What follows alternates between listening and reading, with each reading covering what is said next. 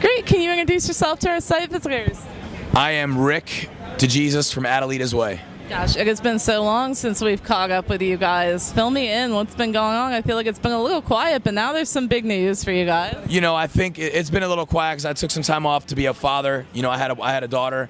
Congratulations. Thank you so much. And I just wanted to make sure that I raised her for the first year, and I was really present and really there for the pregnancy and everything. And you know, I'm going to be very involved. You know what I mean? So I have to game plan my life around being involved and also doing what I was meant to do, you know. So I raised her for a year, made an album that I worked really, really hard on. You know, it took a year and a half to write it, and now we're back, and you know, we're gonna make some noise, man. So can you tease me a little bit with what we can expect from the album? It's amazing. I mean, the record is it's, how can I explain it? Like I want to just tell you like how people are gonna listen to it. Like, is there hits on the record? Yeah, I think there's hits on the record, but it's so much more than that. It's a record. We made a 13-song album of ourselves, and I gave everything that I had into this record. All of me is in this, you know, and I'm gonna do that on every album. You know what I mean? I love my first 2 records, but this record is great. You know, I wrote the first 2 albums, and I wrote this album. And it's if you're a fan of Adelitas Way, you're a fan of me, you're a fan of us, and everything we do, from the live show to the album experience, then you're gonna love the album. You know, I think we even are gonna exceed what everyone thinks we're capable of. That's amazing. I have to ask, is it ever hard for you to put so much of yourself out there? Because you guys really do put a lot of yourselves out there. It is, because sometimes you almost see like music in general is almost getting a little underappreciated, and I really take my fans seriously and personally, and I take my music seriously and personally, and I really you know, take how I affect people's lives seriously as well, you know. And sometimes it bums me out to give all of myself and put it on a record, and knowing that more people could be or should be hearing it, you know, and more people would like it if they heard it. And it's just, music's in a weird place right now where rock and roll is really just having a difficult time being heard by everybody. But I think if everybody heard us, there would be more lives we touched. What do you think we could do to remedy that, or what steps do you think are being taken to remedy? I mean, you see so many rock fans out at these festivals, like Carolina Rebellion here will be at Rock on the Range next week, and it's just thousands of rock fans. So I always tell people, you know, when they say rock is dead, like, you know, they haven't come out to these live shows to see this. Well, people got to stay patient. I mean, I think the bands who are going to say rock is dead are going to weed themselves out, you know, as pretenders. I think what the first step towards bringing it back is making great albums, and we're going to make sure that we do our part and that's what we did on this. We tried to make sure we did our part to make a great album for ourselves, for rock and roll. You know, we need to have a positive attitude about rock and roll, not a negative one. You can't go around here, you know, be backstage at a festival, or be anybody, you know, being a part of festivals or a part of shows. I mean, shows that are selling out, rock shows are selling out, they're everywhere.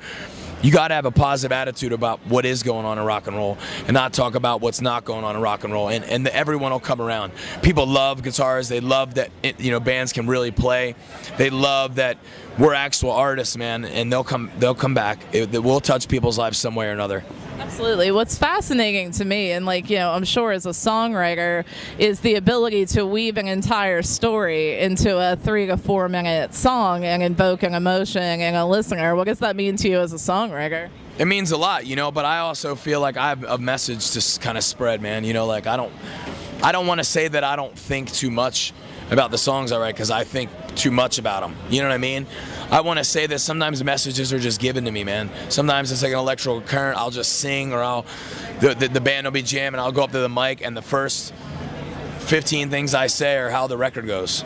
You know what I mean? It's a little bit of magic. It's a little bit of everything, and I try to just write the stories that I you know, the way I feel sometimes, or the way that I see things. And you know, some people, you know, I have an audience who understands me, and they connect with me, and we kind of see eye to eye. So what led to your decision for Dog on a Leash to kind of be the first song to come out from this?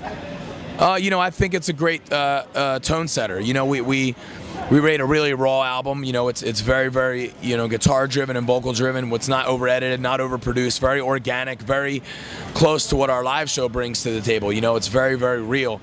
And Dog on a Leash gives a good portrayal of that, but it also doesn't, it still sounds like Adelitas Way. You know what I mean? It sounds like us, it is us.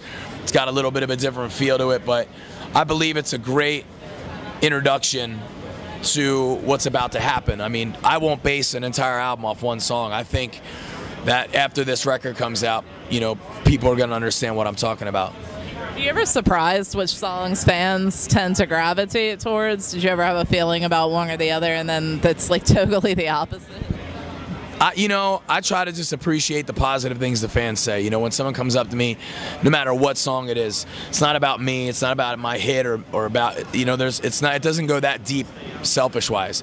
You know what I mean? It's more about when someone says, your song Brother changed my life. All Falls Down is for me, or Alive is why we're together. I appreciate them all, that I'm a part of that with them. You know what I mean? I'm like, I'm my people, you know? So, you know, we spoke a little bit about changes in the music industry and everything. Which one has had the biggest effect on you?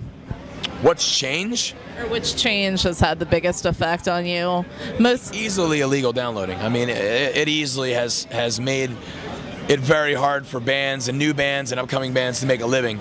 But the ones who love it power through all that, and you know, we continue to drive and we continue to make records and we continue to keep our head focused on just on all the positive things. But yeah, I mean, it's like, you know, everyone's going to Spotify, which, you know, as artists we don't get paid off that.